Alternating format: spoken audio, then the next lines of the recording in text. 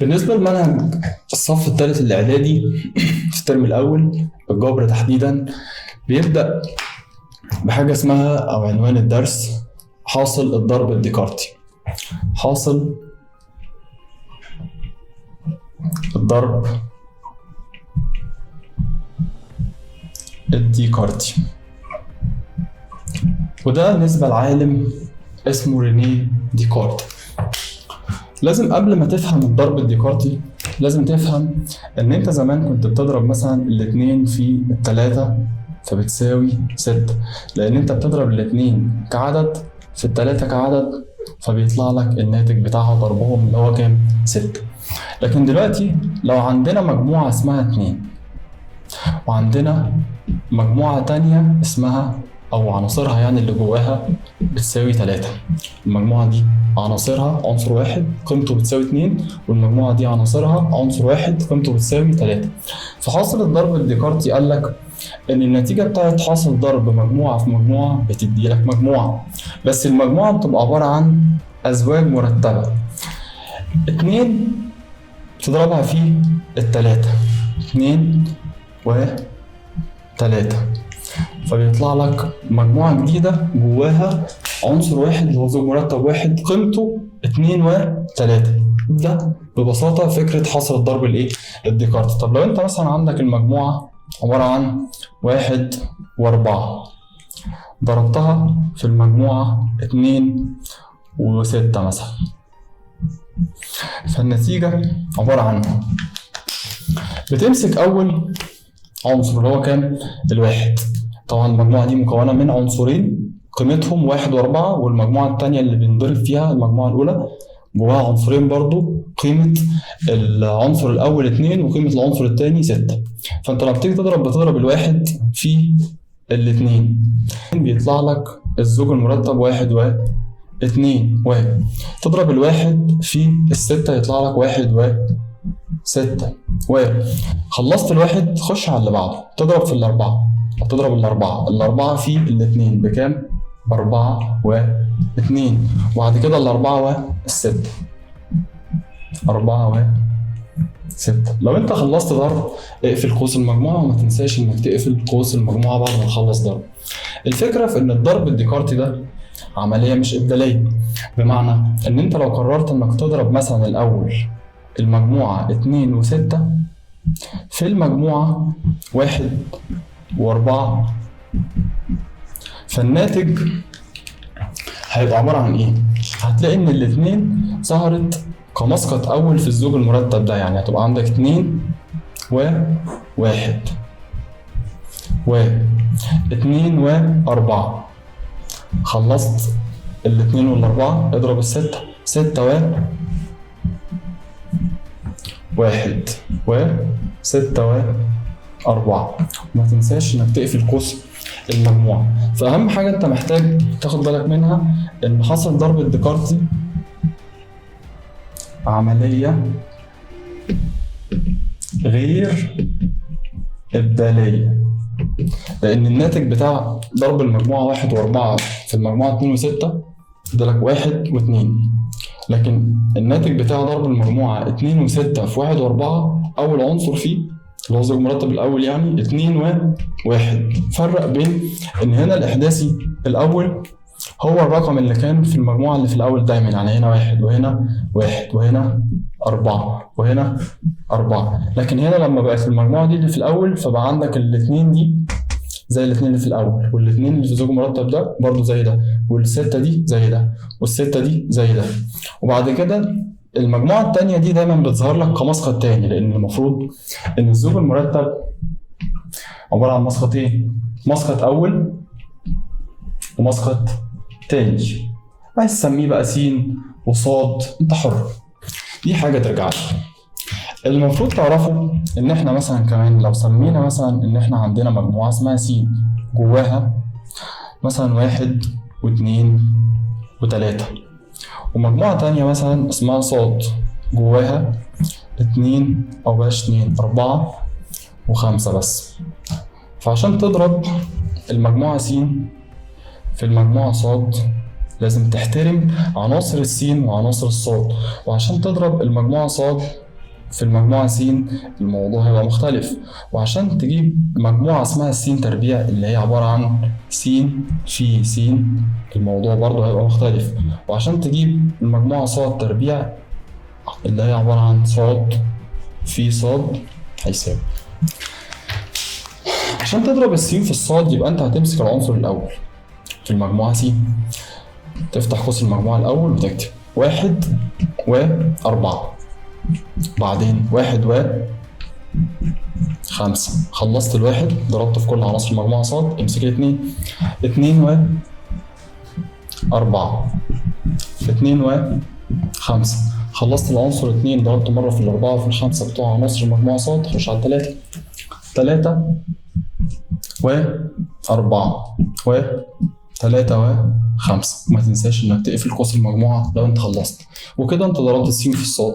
عارف انت بقى لو رحت ضربت الصاد في السين هينتج مجموعة فيها عناصر او ازواج مرتبة تانية خالص. بمعنى الصاد هتبقى في الاول، فالصاد دي هي المفروض الستارت بتاعتك البداية، فهتروح تضرب الاربعة في السين هيطلع لك اول زوج مرتب 4 وكام و1، وبعدين 4 و2، وبعدين 4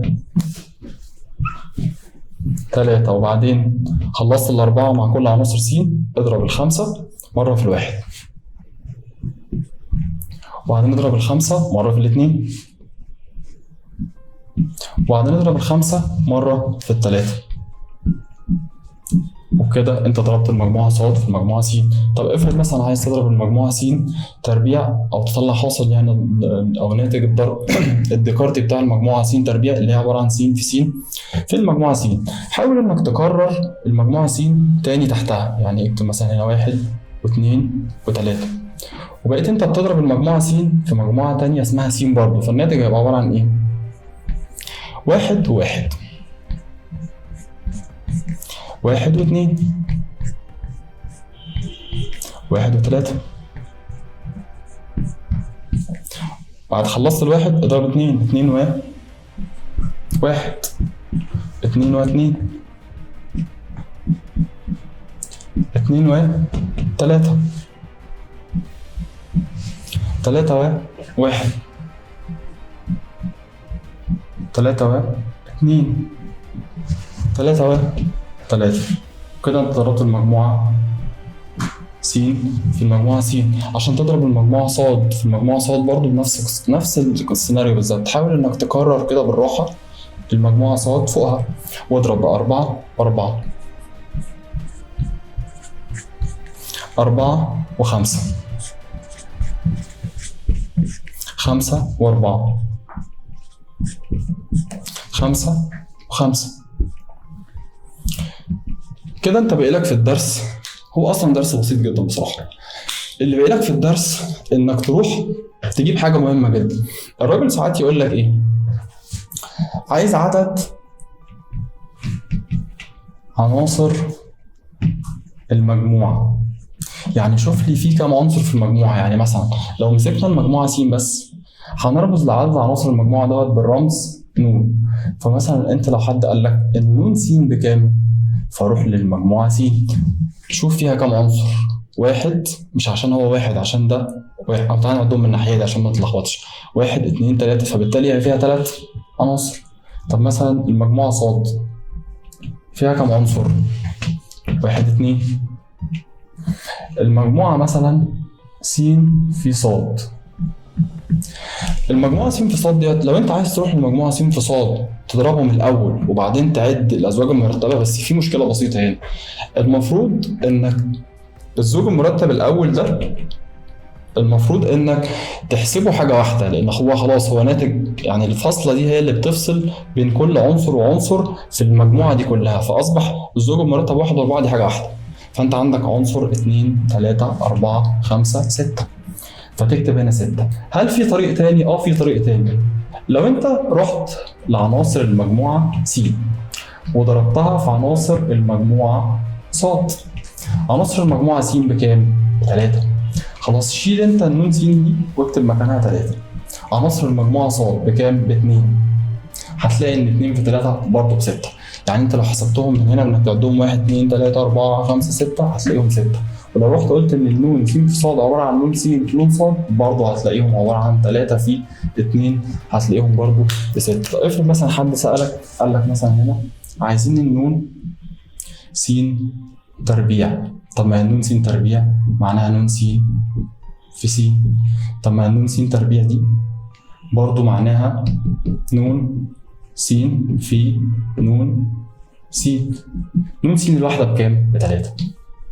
نون س التانية ما هي برضو 3، فالنتيجة هتبقى 9. لو انت رحت للمجموعة دي اللي هي س تربيع، هتلاقي ان جواها برضو هي مجموعة جواها عناصر، العنصر الواحد عبارة عن زوج مرتب.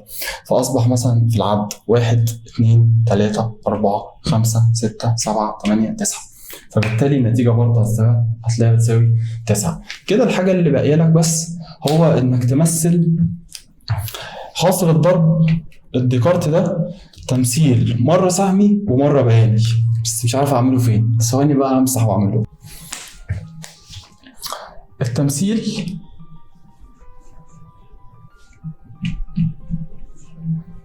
الخطي مثلا، خلينا نبدأ بيه اللي هو سوري السهمي.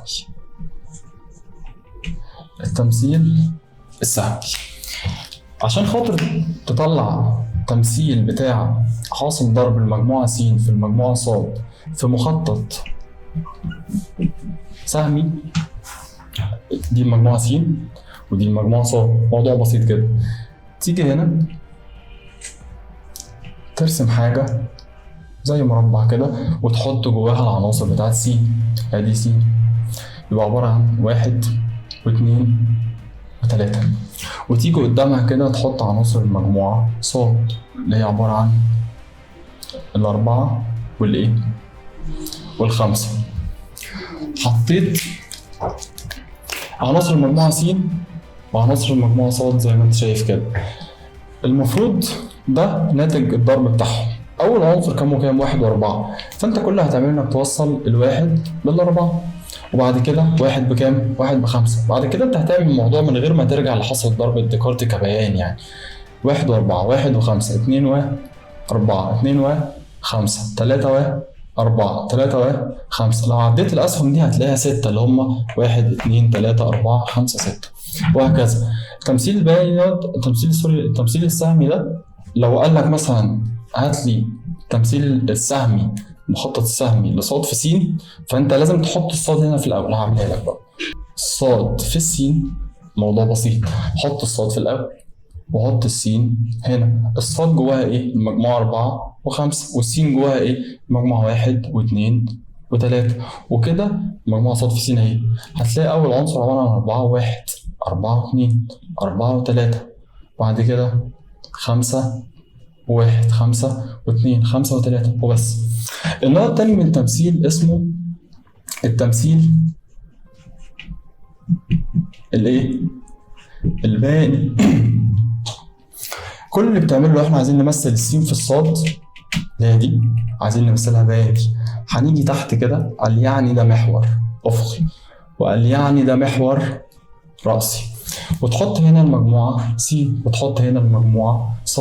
عناصر المجموعة س كانت 1 و2 و3، وخليك صايع كده، يعني حاول تبدأ العد دايما من عند الايه؟ من عند البوينت دي كده. يعني هنا 1 2 3، وهنا مثلا الصاد عبارة عن كام؟ 4 وكام؟ 4 و5. المفروض انك تيجي عند المكان بتاع الواحد ده تطلع بخط، تيجي عند المكان بتاع الاثنين تطلع بخط، تيجي عند المكان بتاع الثلاثة تطلع برضو بخط، وتيجي عند الأربعة تطلع بخط، تيجي عند الخمسة تطلع بخط. هتلاقي في تقاطعات حصلت هنا.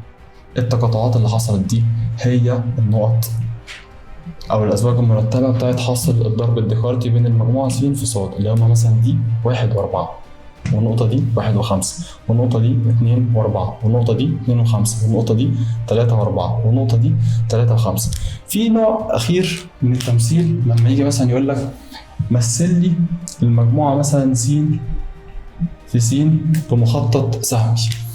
المخطط السهمي هنا بيبقى مختلف شوية.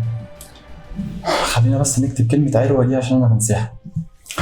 هتدخل هنا أنت على السين، هتكتب س واحدة بما إن هي كده كده أصلا مقررة. حلو؟ دي مجموعة س، وتقف عند أول عنصر تكتب عناصرها جواها اللي هي كام؟ 1 وتكتب مثلا هنا الاتنين، وتكتب هنا مثلا الكام؟ التلاتة. لو رحت للمجموعة س تربيع اللي هي س في س دي، هتلاقي ان هنا واحد وكام؟ واحد وواحد. فالواحد عشان خاطر يخرج من الواحد سهم ويرجع تاني للواحد، فانت بتعمله زي دايرة كده حوالين الواحد اللي هما بيسموها عرق. وبعد كده واحد وكام؟ واتنين. وحاول انك تميل بكيرف كده، لان انت لو مشيت مستقيم خلي بالك انك هترجع تاني دلوقتي. هفهمك برضه. اول حاجه هي الواحد والواحد، بعد كده الواحد والاتنين، بعد كده الواحد والكام؟ والتلاته، بعد كده الاتنين والايه؟ والواحد. والاسهم دي مش محطوطه اي حاجه، ده فعلا بوينت طلعت من الاتنين راحت للواحد اهي. وبعد كده اتنين واتنين هتبقى برضو عروه. وبعد كده الاتنين وايه؟ والتلاته. وبعد كده التلاته والواحد. وبعد كده التلاته والاتنين، واخر بوينت اللي هي عباره عن تلاته وايه؟ تلاته وتلاته. وكده انت عملت المخطط الايه؟ السهمي. بس الموضوع ده انت بتعمله في حاله واحده بس. خلينا نكتب الاتنين دي هنا برضه. بتعمله في حاله واحده بس، لما يبقى عندك الراجل طالب منك س في س او ص في ص. واحد يقول لي هو انا ما اقدرش اعمل المخطط السهمي س في س زي ده؟ تقدر.